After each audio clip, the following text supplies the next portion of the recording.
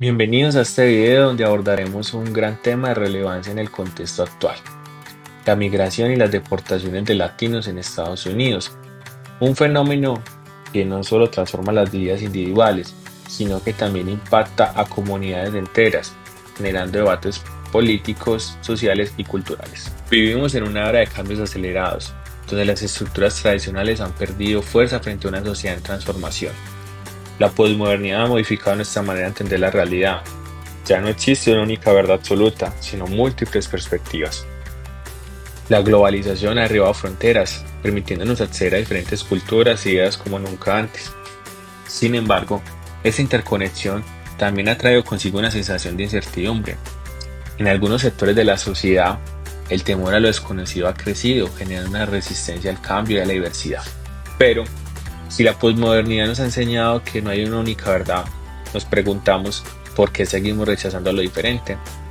En una era donde todas las voces deberían coexistir, el miedo a lo distinto sigue generando conflictos y exclusión.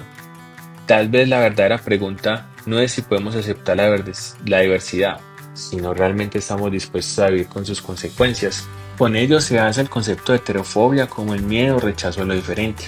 A lo largo de la historia, esta ha sido una constante de la humanidad, manifestándose en la exclusión de lo que no se ajusta a lo que consideramos como familiar o propio.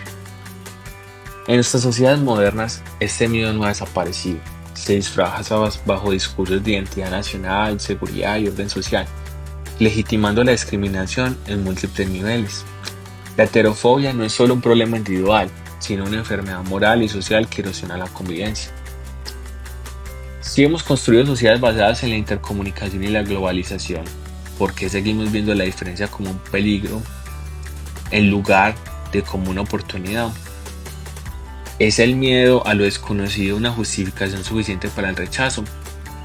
Una hipótesis que se podría plantear es que la identidad muchas veces se construye en oposición al otro, y el miedo a perder lo propio refuerza el rechazo a lo diferente. La posmodernidad impulsa la diversidad, pero paradójicamente también intensifica la heterofobia. En sociedades cada vez más interconectadas, surgen tensiones entre la integración cultural y el deseo de preservar la identidad única. En este escenario, la heterofobia se convierte en una respuesta de resistencia, un intento de frenar el cambio y mantener estructuras tradicionales. Es por esto que, aunque vivimos en un mundo más globalizado, también vemos resurgimiento de discursos ultranacionalistas y de políticas que buscan cerrar fronteras. Esto nos hace preguntarnos, ¿el miedo a lo desconocido sigue siendo una barrera para la convivencia?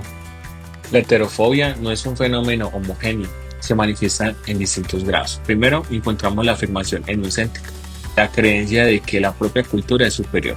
Luego, la xenofobia, el miedo y el rechazo a quienes vienen de otros países.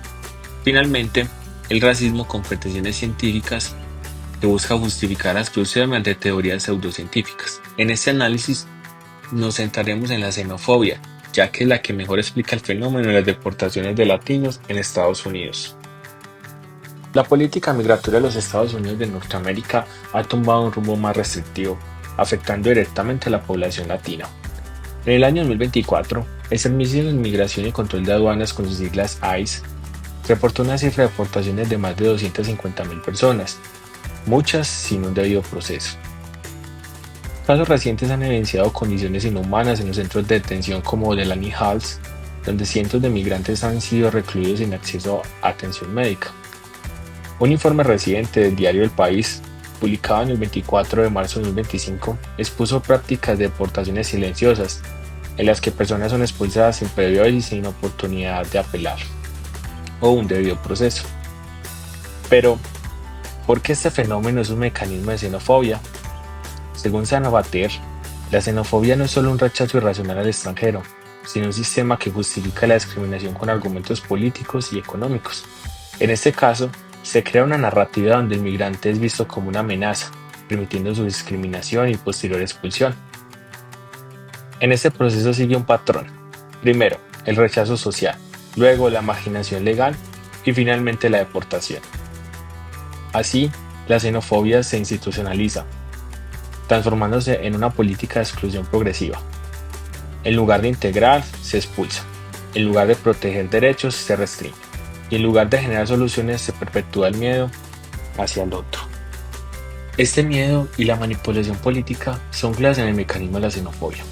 A través de los medios de comunicación y el discurso de algunos líderes se ha promovido la idea de que los migrantes son responsables del desempleo y la inseguridad.